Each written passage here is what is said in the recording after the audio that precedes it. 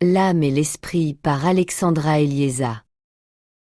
L'humain, dans sa quête de compréhension intérieure, se retrouve souvent confronté à un paradoxe fondamental, celui de la distinction entre l'âme et l'esprit. Si ces deux réalités sont intimement liées, leur nature et leur rôle dans notre développement spirituel et personnel sont radicalement différents. La confusion entre les deux peut nous mener à une compréhension erronée de notre propre identité et de notre place dans l'univers, faussant ainsi notre chemin vers la véritable liberté intérieure. L'âme est souvent vue comme un réservoir d'expériences vécues, une mémoire cumulative des vies passées et des événements marquants de l'existence humaine. Elle contient les empreintes de nos souffrances, nos joies, nos rêves, nos peurs, ainsi que nos blessures non guéries. Chaque incarnation laisse une trace indélébile dans l'âme, qui, au fil du temps, devient un ensemble de conditionnements, de croyances et de perceptions limitantes. Ces mémoires agissent sur nous de manière inconsciente, souvent sans que nous en soyons pleinement conscients, façonnant nos comportements, nos choix et nos relations. Cependant, l'âme, bien que porteuse d'une richesse d'expérience, peut aussi devenir un piège si nous lui permettons de prendre le dessus sur notre évolution spirituelle. En suivant aveuglément l'âme, nous risquons de rester enfermés dans des cycles karmiques, à la merci de nos émotions et de nos conditionnements passés. Nos décisions, guidées par l'ego, peuvent nous maintenir prisonniers de répétitions inconscientes et de souffrances inutiles. L'âme, en ce sens, peut devenir un instrument de l'illusion, car elle nous pousse à chercher des réponses dans le passé plutôt que dans le présent immédiat. L'esprit, en revanche, représente une dimension totalement différente de l'existence humaine. Il est la part divine en nous, une conscience pure qui ne dépend ni du temps ni de l'espace.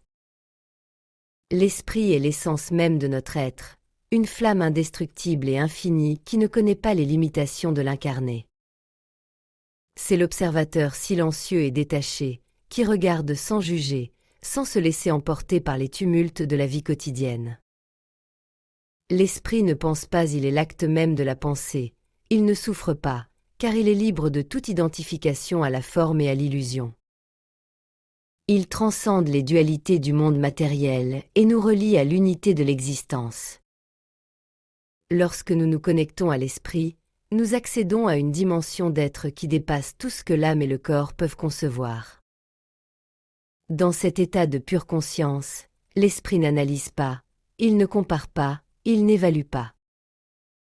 Il perçoit simplement l'essence de toute chose, sans jugement ni attachement. C'est dans cet espace que nous touchons la vérité ultime, l'unité fondamentale de toute existence, où les frontières entre l'individualité et le cosmos s'effacent. Le monde ne semble plus séparé de nous faisons partie intégrante de ce tout infini et sacré. La méditation profonde, dans ce cadre, devient un outil essentiel pour se détacher de l'influence de l'âme et se connecter à l'esprit. Dans la pratique de la méditation, nous apprenons à transcender les couches superficielles de notre expérience, les pensées, les émotions, les croyances et même la sensation de notre propre corps.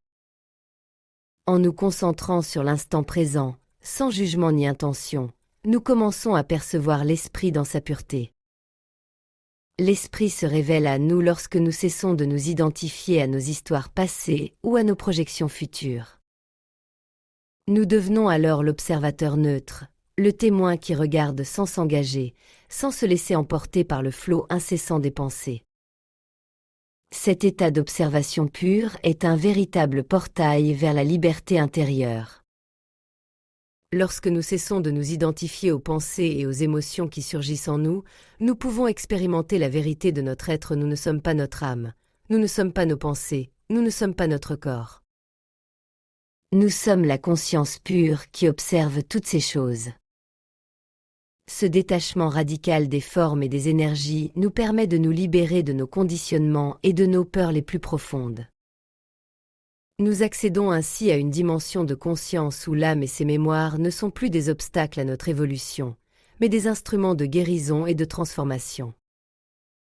L'âme, une fois purifiée, devient un pont vers l'esprit, un moyen de s'élever vers des niveaux de conscience plus élevés. Il est important de souligner que l'âme et l'esprit ne sont pas opposés, mais complémentaires. L'âme porte nos mémoires et nos expériences passées, mais c'est l'esprit qui nous guide vers la réalisation de notre véritable nature. Tant que l'âme est dominée par les blessures du passé et les conditionnements de l'ego, elle peut devenir un fardeau. Mais lorsqu'elle est purifiée, l'âme devient le véhicule par lequel l'esprit se manifeste dans la matière. La méditation nous enseigne à laisser l'âme apaisée, à purifier ses mémoires et à libérer l'énergie qui y est emprisonnée. Dans cette purification, l'âme devient transparente, permettant à l'esprit de exprimer pleinement. La transformation spirituelle, donc, ne consiste pas seulement à transcender l'âme, mais à l'intégrer dans un processus de purification qui nous mène à la liberté. L'esprit est la lumière qui éclaire l'âme, révélant ses vérités cachées et guérissant ses blessures. En nous élevant vers l'esprit, nous ne renonçons pas à l'âme, mais nous l'aidons à se libérer de ses chaînes. Ce travail demande patience et discernement, car il s'agit de reconnaître que l'âme peut parfois nous tromper en se présentant comme le guide ultime de notre vie. Mais c'est l'esprit, dans son silence et sa clarté, qui doit être notre boussole. Le chemin vers la liberté intérieure passe par la reconnexion avec notre esprit, la source de toute vérité. L'âme, bien qu'importante, n'est qu'un passage nécessaire à notre évolution. Elle peut devenir un instrument de guérison et de transformation lorsque nous cessons de l'identifier comme notre véritable essence.